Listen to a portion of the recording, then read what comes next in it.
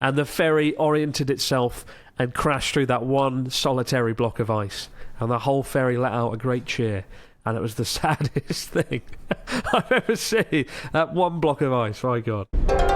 Wow. Hello and welcome to the Abroad in Japan podcast, probably the best way of learning about life in Japan without actually being in Japan. I'm your host, Chris Broad, and we're joined as always by England's top Japan enthusiast, Mr. Pete Dawson himself. Pete, how the devil are you doing? What's going on?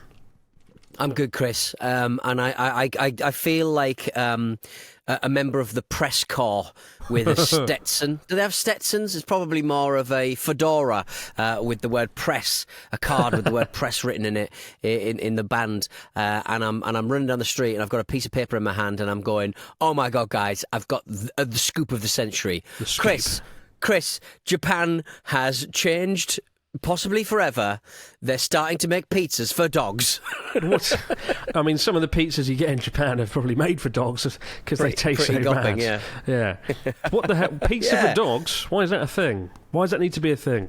A Japanese pizza chain called Pizzala. They've started making pizzas for dogs, and get this, it's very much in my wheelhouse. They're calling it Wanko Pizza. I mean, come on. Oh my God. You know what that means, pizza. Right? Yeah. I mean, I presume wanko means doggy, but that's not. Why does inu mean dog, but wanko mean doggy? I mean, it just seems like they've heard something and they're using it. You're pronouncing it wrong, though. It's not wank, it's wanko. Like wankosoba. Wankosoba, right? Is the right, bowl. okay, yes, the bowl. In that case, wanko means like bowl. In this case, one. Right. One is like the sound of a dog barking, right? They don't go woof woof, they go one. So wanko kind of means like doggy, kind of informal dog. Nice, okay. Well, they've based it on a chicken teriyaki pizza, the chain's bestseller. There's corn on there, which I think dogs shouldn't be eating. I don't know. Mushrooms, shredded seaweed on a base of teriyaki chicken instead of the usual dough. So it's effectively something that is right on my street in the northeast of England. We have something. It's a chicken parmesan with like bechamel sauce on and stuff. It's basically like a pizza but with a chicken base. They've reinvented the chicken parmo, and they're selling it to dogs for $6.10. That's how much the Wanko pizza costs, and yes, people can eat it too. They do use human grade chicken. So I want a Wanko pizza, Chris. I want one. Well, that's not what I want to hear early afternoon on a Wednesday. It does look pretty ghastly. It looks pretty inedible. It doesn't look like you want to eat this, but dogs do. That's nice though. If you got a dog, would you give it to your dog? Look, I've spent £100, right, on my dog for Wagyu A5 Wagyu. No, so I was like, this dog's never going to have. I mean, I ate some of it, but it was his birthday, and I said I'm going to get him the very best steak known to man. He's not with us anymore. Not related. Didn't kill him or anything. It's too rich. His A5 Wagyu is too rich. But to be fair, it was only like a year before he went, so I'm glad that I've got to do that for him. And he hoovered it up. No, he did not give a toss about how nice and fatty and delicious it was. He just absolutely hoovered it up like it would win a lot prime, to be honest. You've got to be careful when giving your pets like a taste of the good life, because they want that more and more. Like with our cats, Mara and Tuna, if we give them something like beef or whatever, something really nice. The next day, if you bring out chicken, they're kind of like, I don't want that. Bring back the beef.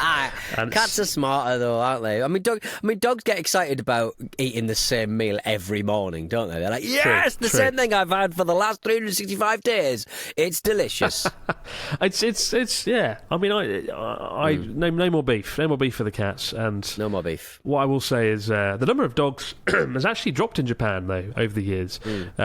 Was it? I think it was 2 or 3 years ago we did a story where we talked about how cats have overtaken dogs, and I just assumed, being the land of cats here, that there would be a lot more cats, but actually it only flipped around in recent years. And the old dog population dropped from 13 million in 2008 to 7.5 million in 2022. So no one's got any money. No one could afford the space that you need to house a dog, I suppose. It's tough in Japan, with a dog, I imagine, right? You wouldn't want to.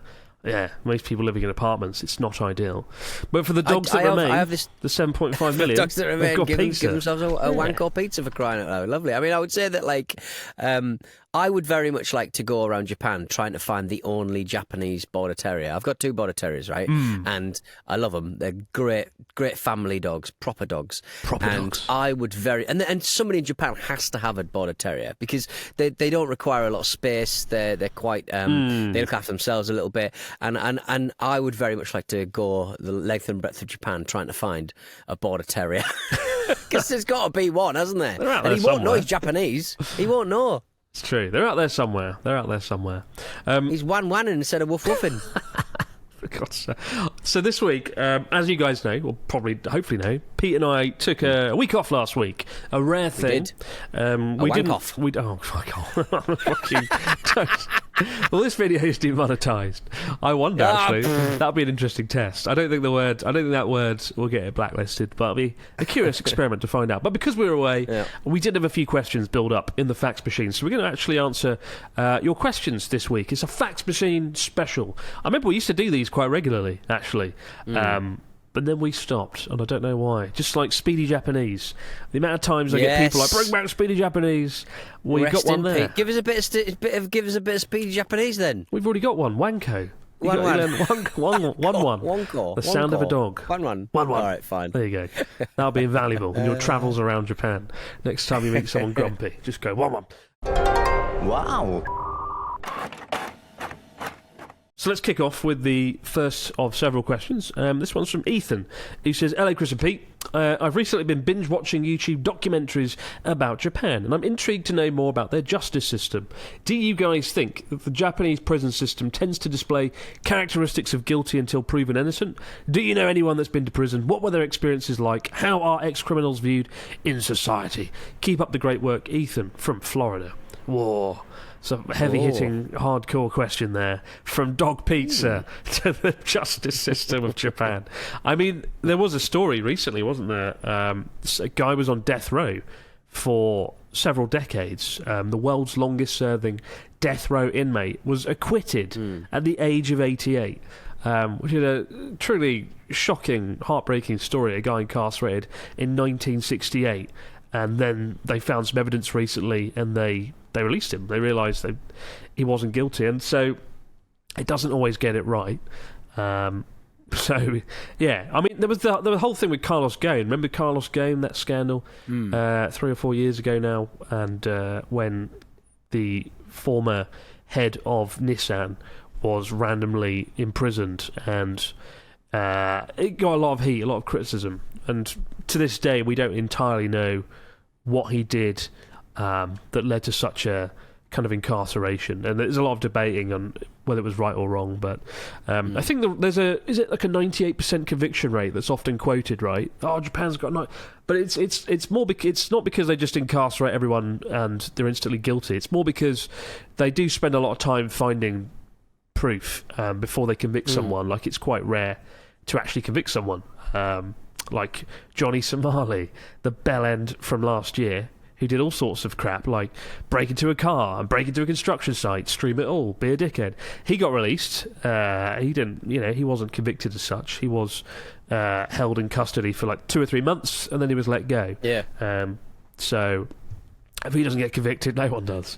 But I mean, so it's not as clear cut as 98% conviction rate. That's usually because when they get to that point, they're certain. They're already there, I guess. But I mean, the Japanese justice system has a terrible reputation of like coerced, coerced confessions and stuff like that. I mean, I'm surprised these things don't come up more often because, but it is kind of, you're in a situation where if you are found if you are arrested for a crime like the man who was who was acquitted on death row, you're already kind of in prison effectively, like, because you've just got no chance at that point. So it's really sad. And the story of the guy Hakamada, he was kind of he wasn't even able to attend his own like acquittal hearing because he's just his brain's gone because he's just spent so much time in isolation, and the evidence kind of like that convicted him so patchy, like a piece of clothing that was found at his factory and stuff. It's just it's really It's clearly there's a massive miscarriage of justice to any casual observer. But the problem is the system is a little bit bent. Yeah, I mean, death row in Japan's pretty gnarly. Like, they don't tell you when you're going to, be killed or when you're going to be hung until the day of, essentially, and they just walk in and it's like, right, time to go now. So it's that constant not knowing of what's happening. And to think that happening to somebody who was innocent, potentially innocent the whole time, it's really unsettling stuff. So that's a terrible story. We got a question from Gina from North Carolina, who says, "Hello, Chris and Pete. The husband and I are going to Japan for the first time in October. I've been doing tons of research to be a good tourist and not insult or anger anyone, but I'm wondering about shopping. I love wandering around stores, but sometimes it's considered rude not to buy something. What's the view of browsing in smaller shops? Is handling things on the shelves frowned upon? Are you okay to browse without making a purchase? Thanks for all the great info over the years, and we'll get to Lost Bar soon. Thanks, guys." Gina from North Carolina. You don't have to worry. It's perfectly fine to walk into a shop and not buy something, right, Pete? You've not had that issue? Yeah. No, and people are really nice to you, and I don't think people. I think people are looking at you anyway. So if you're not Japanese, so they're not thinking that you're stealing stuff. I think, because I always think in any shop, I think if I don't buy something and I walk out without buying something, there's a certain bit of the person who works there who thinks I've nicked something. Because why would you come into a shop if you weren't going to steal something or buy something? You normally do buy things, though. I normally shoplift stuff. I normally steal stuff. Yeah, put him in prison. He should be run through the prison justice system, old Pete. Seeley from Spain says, "Hello, Chris and Pete. I'm planning a 2-week Japan adventure in 2025 or 2026. Instead of the usual Tokyo, Osaka, Kyoto tour, I'd like to do a road trip. A road trip. Up yours. I'm off to Japan. It's your bloody raw dogging conversation from last week. I'd like to do a road trip through Hokkaido and then fly down to Okinawa, which also looks rather good. Do you know which month or time of the year would be ideal to experience both Hokkaido and Okinawa at their best? Keep up the amazing work." Celia from Spain. Best time to visit Hokkaido and Okinawa? I mean, don't go to Okinawa between May and September. It's going to be extremely hot and not that fun, unless you just want to sit in a beach and do nothing. But I mean, I went to Okinawa and we shot Journey Across Japan, Escape to Paradise.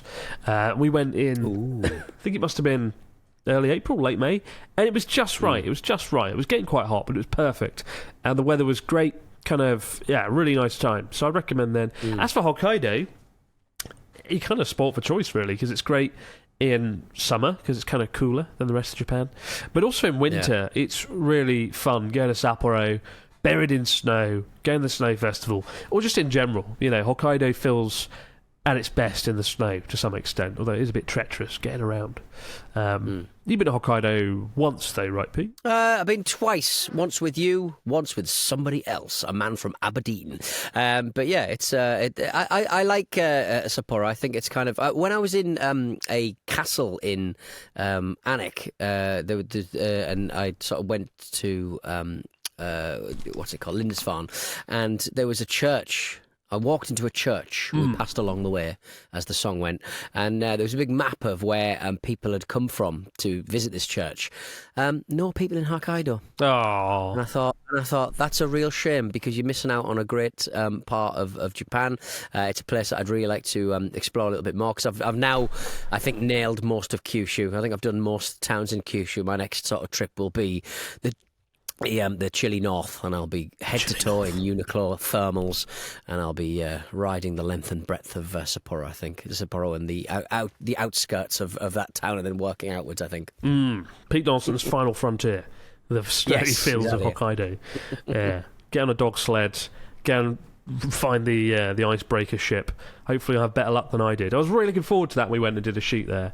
The whole trip for like 7 or 8 days, the one thing that got me excited was going to this icebreaker ship off the coast of the North Hokkaido into the Sea of Okhotsk, and we got there and there was just one piece of ice floating in the sea, and that was it. The whole ice was supposed to be, drift ice, and it was just one block. Yeah. And the ferry oriented itself and crashed through that one solitary block of ice, and the whole ferry let out a great cheer. And it was the saddest thing I've ever seen. That one block of ice, my God. Hello, Chris and Pete. I plan to go to Japan with some friends next year. However, I've had one particular concern about going. How accepting are Japanese people of darker-skinned folks? Bloody hell, I really want to try and socialise with locals while I'm there, but I'm half Caucasian, half African-American, and one of my friends is very dark-skinned. Will that matter to most Japanese people? On one hand, people there seem fairly comfortable around Caucasian people and accepting, but I don't really know the general perception of non-white foreigners. Thank you for your input. Hope all's well. Tobias from the United States. Honestly, I'm not black, which is a shock to us all. So I Turn can't. your camera back on. What's going on? I can't speak from my experience. But You're always honestly, talking about the lived experience of a black American. You always are. You've said that so many times, Chris. God damn it. I mean, I did get, like I said in last week's story, I did get berated by an old man for 45 minutes once. Yeah. But that was not because of skin colour. I really don't think you're going to find it to be an issue. I don't know my friends here who are not white. Like, I've never really heard them that they've had a particularly different experience. Yeah, I don't think it'd be something you need to worry about. I think people will. You might get the odd kind of like stereotype thrown in there, but further than that, it's probably a more comfortable position than being in America, for example, or London. Yeah, So honestly, I don't think it'll be. I don't think it'll change your experience in Japan at all. But if it does, let us know. We always need stories for the fax machine, and that'll be very interesting to hear. Chris and Pete, a few pals and I'll be renting motorcycles in Tokyo and riding up to Motegi to watch a motorcycle race and doing some touring on the way back to Tokyo. Do you have any recommendations for places to see or things to check out between Tokyo and Motegi in October? I haven't a bloody clue where Motegi is. Where is that, Pete? Motegi. No, I don't know. Where is that? I don't know where it is. Tochigi. Oh, okay. Yeah, it's a nice old place. And also, any recommendations for driving in Japan, apart from remembering to drive on the left side of the road? Thanks for the advice you can offer.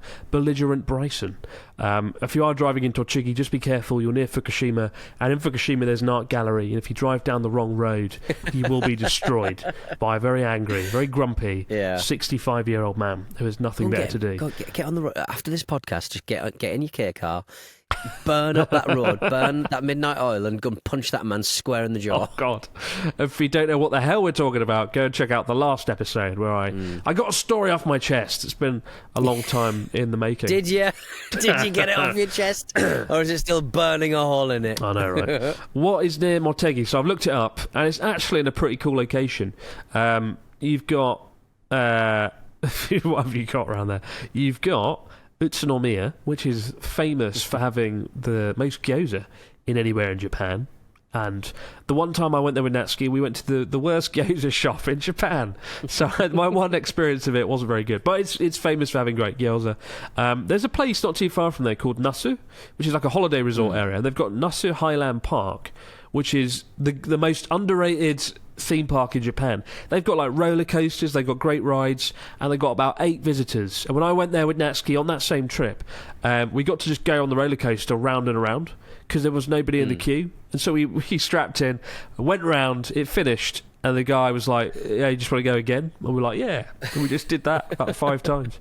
And they've got a character there. They've got Whoopi the Woodpecker, which is a rip-off of Woody the Woodpecker. Yes, okay. And they've done it, and nobody sued them apparently, even though it's quite obviously. I think you can get away with that sort of thing. It's Whoopi Goldberg is also furious with them. Whoopi Woody, and he's got it's like a woodpecker. He's holding like an American flag, and it's just Woody the Woodpecker. Okay. It's what else is around there? There's a town called Kasama where I filmed the worst video I've ever made. That's just south of there. It was a video where it was like a sponsor video. It's the first sponsor video I ever got on Abroad in Japan. I got to promote Ibaraki. And the thing about Ibaraki is there's fuck all there. And it's not an inherently bad place, but it's sort of the place that is the second worst ranked prefecture for things to do in Japan. And nobody ever goes there as a result. And so I went there and they made me make a clay pot that looked like a sex toy. And I haven't been back since. Although I did get back to Ibaraki for a video about a year ago, and it was another sponsored tourism video. And I said, look, if I'm going to come back to Ibaraki, can I be upfront about the fact that Ibaraki's reputation is not that great? And they were like, yeah, sure. And I called the video something like, I went to Japan's worst place. and they were happy with it because I did a relatively good job. Yeah. I was pretty upfront. Yeah. I was like, look, tourists come to Japan. There's a lot of other places to go. Why They're would they never come going to here? go there. Yeah, why would they go there? Yeah. But I think we showed some places that were good. Like we showed the Daibutsu statue, like the tallest one in Japan. We showed like a school that you can stay in, a school that's been shut down, reopened, renovated. That was really cool. And we did a little bit of canoeing, kayaking. So there's lots of stuff around there. It's a good place. You're in good hands. You're in good hands. That's it, though. That's all the questions for this week. A short episode, though. As Pete and I get back on our feet after our week off, we'll be back to our regular scheduling this week and next week. But for now, guys, have yourself a great few days. Go to Ibaraki, and we'll see you right back here on the Abroad Japan podcast. Have a good one, right? Yeah, have a good one, right? That's not how you usually end the podcast. I don't like this. I'm confused. I'm scared. Encourage the people. I'm in the middle of a car park shouting at an old man. I'm confused. What's going on? You can't end the podcast like that. We can't end like this. End on a high note. We simply can't. Give us words of wisdom. All right, then.